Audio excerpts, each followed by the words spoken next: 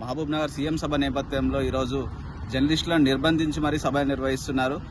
ప్రభుత్వ పథకాలను ప్రజల్లోకి తీసుకుపోయే జర్నలిస్టులను ఈరోజు నిర్బంధాల మధ్య సభలు నిర్వహించాల్సిన పరిస్థితి రాష్ట్ర ప్రభుత్వానికి ఏర్పడింది.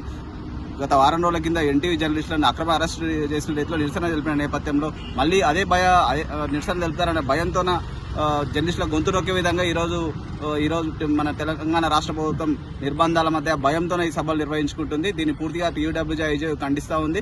జర్నలిస్టుల మీదనే ఈరోజు ప్రజాస్వామ్యంలో 4వ స్తంభమైన మీడియాని ఈరోజు గొంతు నొక్కే విధంగా ఈరోజు అరెస్టుల పేరుతో జర్నలిస్టులను నిర్బంధించే ప్రయత్నం చేస్తే ఏమాత్రం ఊరుకునేది లేదు. ఒక జర్నలిస్ట్ నాయకుడుగా నన్ను అరెస్ట్ చేయవచ్చు, కానీ కింది స్థాయిలో పనిచేసే అందరు జర్నలిస్టులు కూడా ఈరోజు ప్రజలతో మమేకమై ఉన్నారు, ప్రభుత్వంలో ఉన్నారు, ప్రభుత్వ కార్యక్రమాలు ప్రజల్లోకి తీసుకువెళ్తున్నారు. వీళ్ళందరూ కూడా రేపు ప్రభుత్వానికి రానున్న